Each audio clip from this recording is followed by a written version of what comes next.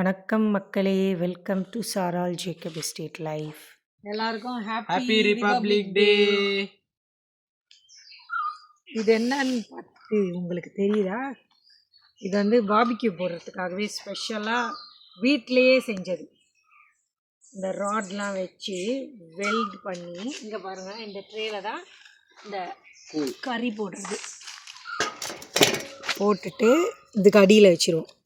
நம்ம எஸ்டேட்டில் வந்து இதெல்லாம் வந்து சூப்பராக இப்படி வைக்கணும். இங்கே ஒரு ட்ரே, இங்கே ஒரு ட்ரே, ரெண்டு வச்சுட்டு மேலே வந்து அந்த க்ரில் இருக்குது. தான் இது இங்கே வாங்க.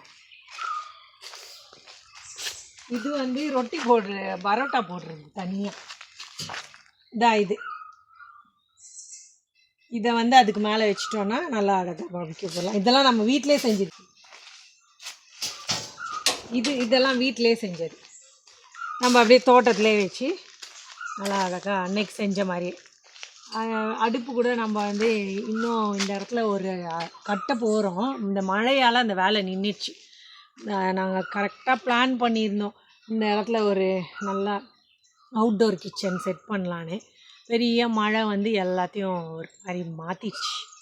அதனால் இப்போதைக்கு சும்மா இந்த செங்கலை வச்சு செஞ்சிட்ருக்குறோம். என்ன மல்லா பார்த்தீங்களா எப்படி உக்காந்துருக்குறேன். இன்றைக்கி என்ன வேலை? இன்னைக்கு புல் வெட்டு. அப்புறம் 6 பேர் கொழுந்து எடுக்கிறாங்க. புல் வெட்டுக்கு 5 பேர். ஸோ அப்படி தான் எல்லாம் நடக்குது. சரி சரி, வாங்க நம்ம தோட்டத்தை போய் அப்படியே பார்த்துட்டு வருவோமா.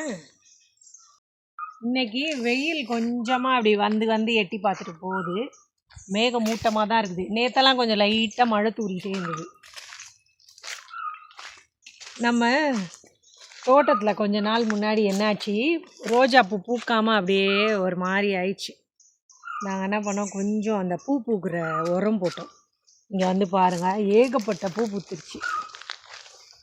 அந்த உரத்துக்கு இங்கே பாருங்கள் எவ்வளோ அழகா இல்லை, அப்படி ஒரு ரோஜா பூ. இது நல்லா ஸ்மெல் வரும், நல்லா ஒரு மாதிரி வாசனை. மூக்கை வந்து எப்போவுமே பூ பக்கத்தில் வச்சு மோந்து பார்க்க வண்டு இருக்கும். அதனால் நல்லா செக் பண்ணிட்டு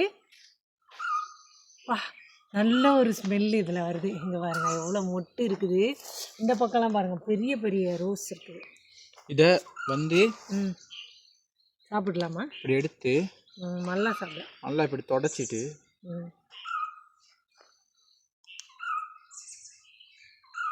நல்ல ஒரு டேஸ்ட், நல்ல ஒரு சுத்தமான பூ.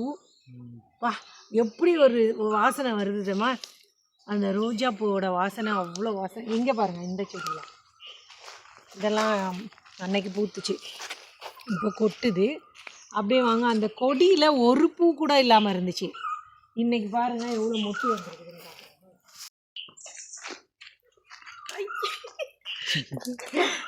இங்கே பாருங்கள், இந்த கொடியில் தான் ரொம்ப நாளாக பூவே வராமல் இருந்துச்சு. அதுக்கப்புறம் அந்த உரம் தான் போட்டோம்.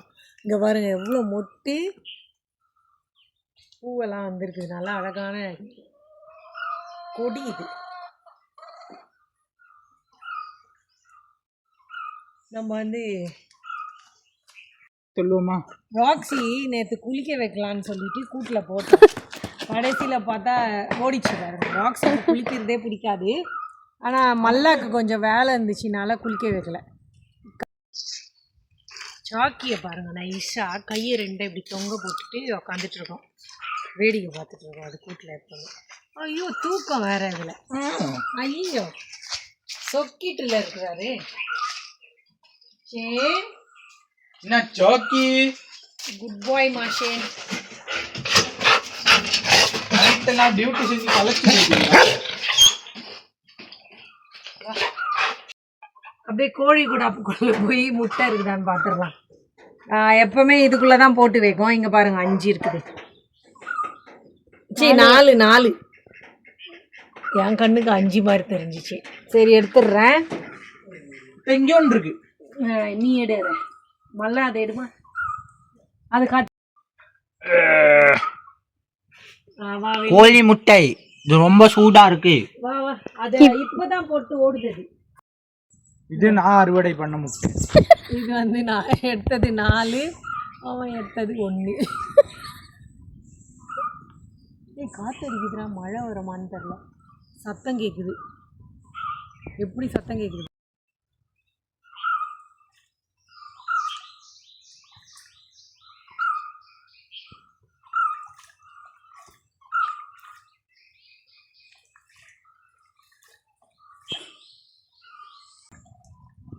நீ வந்துடு, அது போய் குளிக்கும். பாதி குளியல்ல.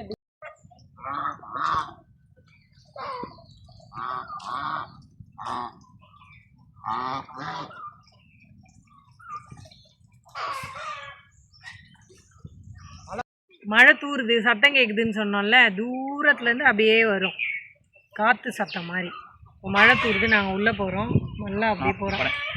சரி ஓ, நான் போகிறேன் வீட்டுக்குள்ளே. ஆமாம், அந்த ஒரு இலை இப்படி ஆடுது, பாம்பு நினச்சி. இப்போ வந்து இந்த என்ன சொல்லுவாங்க, அரண்டவன் கண்ணுக்கு இருண்டதெல்லாம் பேயின்ற மாதிரி எங்கே பார்த்தாலும் திக்கு திக்குந்து எனக்கு. போல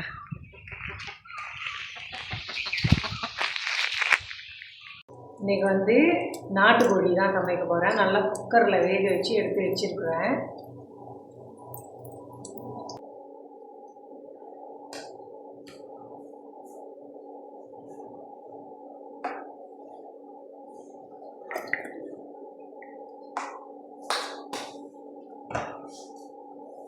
நல்லெண்ணெய் போட்டுட்டு முதல்ல இதுக்கு வந்து சின்ன வெங்காயம் இருக்குது,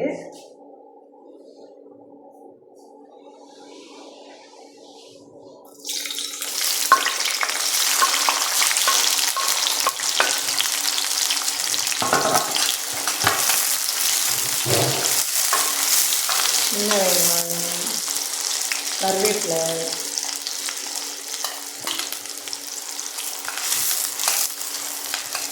அது கூடவே கொஞ்சம் பெரிய வெங்காயமும் போட்டுக்கணும். பெரிய வெங்காயம், அதுக்கப்புறம் காஞ்ச மிளகாய் போட்டு நல்லா வதக்கிட்டு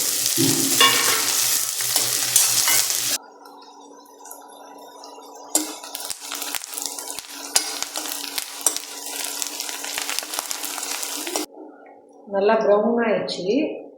இப்போ வந்து இஞ்சி பூண்டு பேஸ்ட்டு கொஞ்சம் போட்டுக்கலாம்.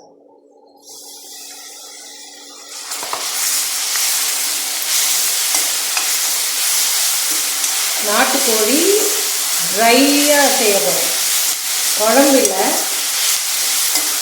சாம்பாருக்கு நல்லாயிருக்கும். சாம்பார் ஏற்கனவே செஞ்சுட்டேன். இப்போ வந்து நாட்டுக்கோழி வந்து அதுக்கு ட்ரையாக இருந்தால் ரொம்ப நல்லாயிருக்கும். இப்போ இஞ்சி பூண்டு பேஸ்ட்டு போட்டதில் கொஞ்சம் உப்பு தண்ணி கொஞ்சம் ஊற்றிட்டா ஒட்டாமல் இருக்கும். அதனால் கொஞ்சம் உப்பு தண்ணி வரும். நல்லா இஞ்சி பூண்டு பொரியணும், அந்த ஸ்மெல்லு போகணும், பச்சை ஸ்மெல்லு. தக்காளியை போட்டுருவேன். நல்லா நாட்டு தக்காளி புளிப்பாக இருக்கும். தக்காளி நல்லா வதங்கும்.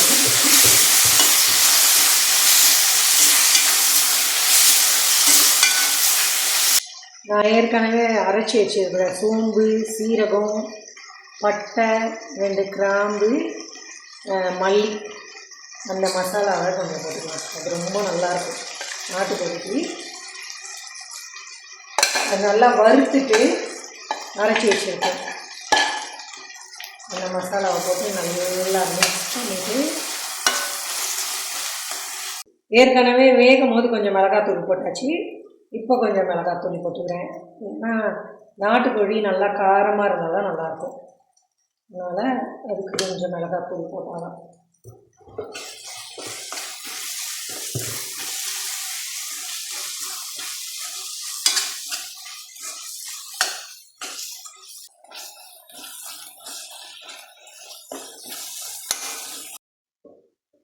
இப்போ நான் வேக வச்சுருக்கிறேன் நாட்டுக்கோழியை வந்து அதில் போட்டுறேன். குட்டி குட்டியாக வெட்டி வேக போட்டு வச்சுருக்கிறேன். இது குக்கரில் போட்டால் தான் நல்லா வேகும். அதனால் அதில் போட்டுட்டு போய் இந்த மசாலாவோடு நல்லா மிக்ஸ் பண்ணிடணும்.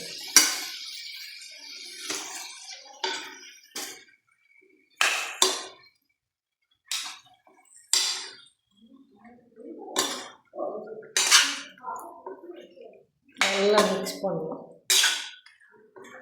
நல்ல வாசனையாக இருக்கும், காரசாரமாக ரொம்ப நல்லாயிருக்கும். ரசத்துக்கும் நல்லாயிருக்கும். இது நான் சாம்பாரும் செஞ்சுருக்கிறேன், ரசமும் செஞ்சுருக்கேன். இது நல்லா மிக்ஸ் ஆகிட்டு நம்ம உப்பெல்லாம் செக் பண்ணிடலாம் இந்த நேரத்தில்.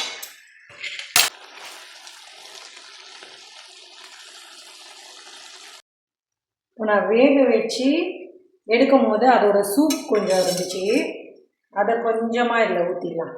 நல்லா கொதிக்கணும். அது நல்லா கொதித்து வந்தால் தான் நல்லா வாசனையாக இருக்கும்.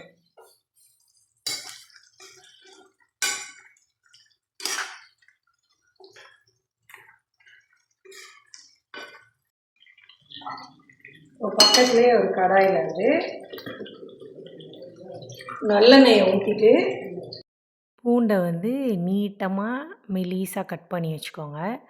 காஞ்ச மிளகாவையும் குட்டி குட்டியாக விதை இல்லாமல் கட் பண்ணி வச்சுக்கணும். இப்போ கொஞ்சமாக எண்ணெய் நல்லெண்ணெயை ஊற்றிட்டு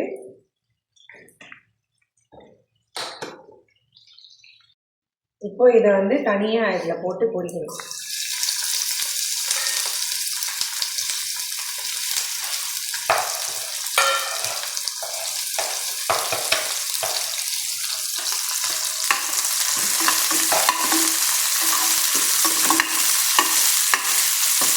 நல்லா பொரிஞ்சதுக்கப்புறம்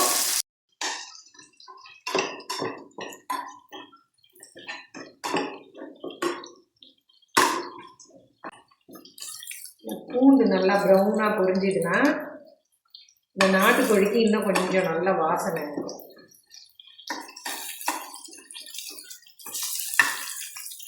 அவ்வளோதான். இப்போ இந்த பொரிச்ச பூண்டும் காஞ்ச மிளகாவும் அப்படியே இது மேலே போட்டுக்கலாம். அப்போ இது ஒரு ஸ்பெஷல் வாசனை, அப்படியே நாட்டுக்கோழிக்கு நல்லா இருக்கும். நல்ல ஒரு கமகமான ஒரு வாசனை இருக்கும். இப்போ இதை நல்லா மிக்ஸ் பண்ணிக்க வேண்டியதுதான். கடைசியாக கொஞ்சம் கொத்தமல்லியை போட்டுடலாம். அவ்வளோதான். இப்போ பாருங்கள் அழகாக நல்லா தெரியுது. நல்லா இருக்கும். இது சாம்பாருக்கு சூப்பராக சாப்பிடலாம். நாட்டுக்கோழி வறுவல் ரெடி.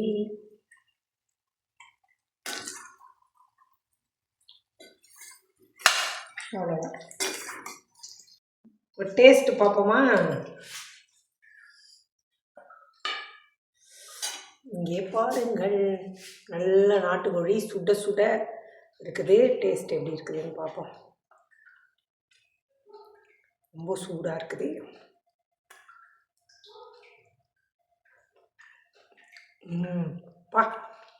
நான் செஞ்சேன்ல, உண்மையாகவே ரொம்ப நல்லா இருக்குது.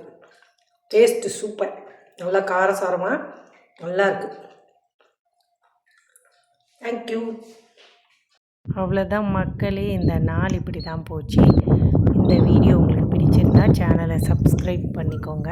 நாளைக்கு மறுபடியும் ஒரு நல்ல வீடியோவில் உங்களை பார்க்குறேன். அது வரைக்கும் எல்லோரும் சேஃபாக இருங்க. எனக்கு சப்போர்ட் பண்ணுற எல்லாருக்கும் ரொம்ப ரொம்ப நன்றி. Thank you so much. பாய்.